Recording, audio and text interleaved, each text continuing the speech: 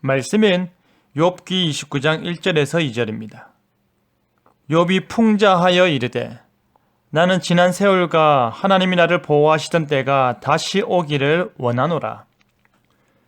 친구들과의 논쟁에 지친 욥은 자신의 신세를 풍자하는 데까지 이르게 되었습니다.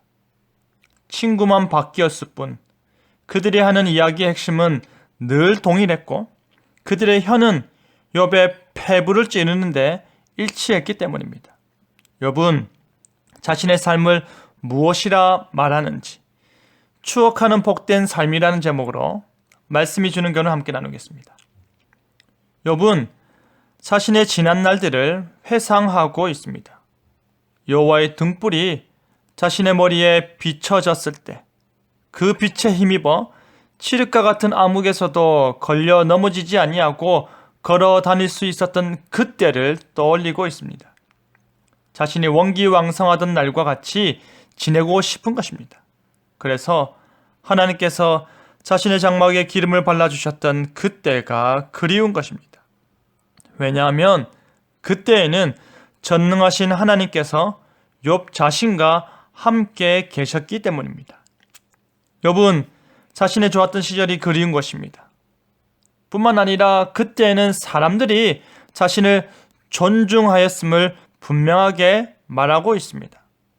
자신이 성문에 나가게 되면 그곳에 자신의 자리가 마련될 정도였고 젊은이들은 숨으며 노인들은 일어나서 그를 맞이하고 유지들은 말을 삼가고 손으로 입을 가리고 지도자들조차도 말소리를 낮추었기 때문입니다.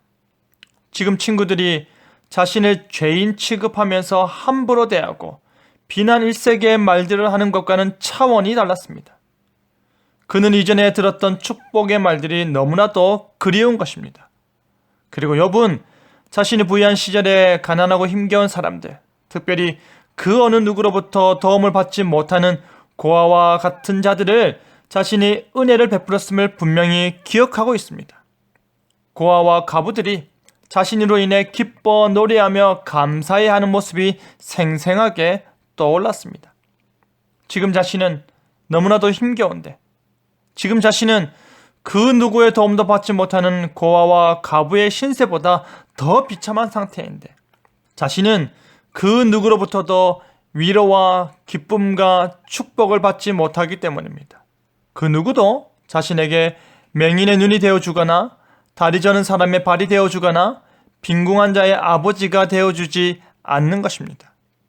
욥 자신은 주변 사람들에게 비를 기다리듯이 기다려지는 존재였고 봄비를 맞이하듯 입을 벌려 그를 반기고 그에게 감사하는 존재였지만 자신에게는 아무도 없는 것입니다.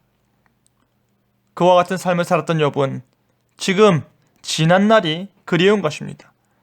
자신이 사랑을 베풀고 자신이 자비를 베풀고 자신이 힘겨운 자들의 도움이 되어주었던 그때와 같았다면 지금 자신이 이렇게 힘들지 않았을 것이기 때문입니다. 그때처럼 하나님께서 자신을 보호하시고 자신을 복주시고 자신을 사랑하고 또 사랑하던 때로 돌아갔다면 너무나도 좋을 것 같다는 생각에 빠져 있는 것입니다. 욥은 바로 그때가 다시 오기를 소망합니다. 바로 그때로 돌아갔으면 하는 간절한 마음이 있습니다. 그랬으면 얼마나 좋을까 하는 것입니다.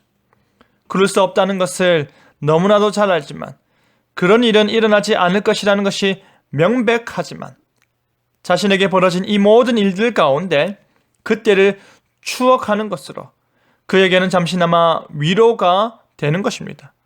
하나님께서 자신과 적극적으로 관계하시고 하나님께서 자신을 안전한 포구와 같이 보호하시고 하나님께서 자신을 복의 통로로 사용하던 그 시절이 너무나도 그리운 것입니다.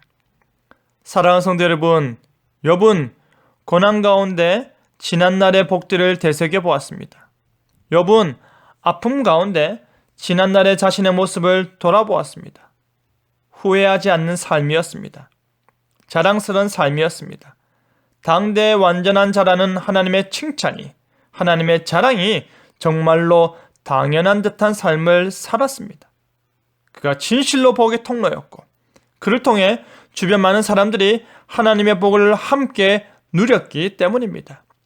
우리 역시도 욥처럼 지난 날을 기분 좋게 추억할 수 있었으면 좋겠습니다. 우리 역시도 욥처럼 지난 날에 자기 존재감이 높은 삶을 살기를 바랍니다. 그리하여 머문 자리가 너무나도 아름다운 저와 여러분 되기를 간절히 바랍니다. 아멘.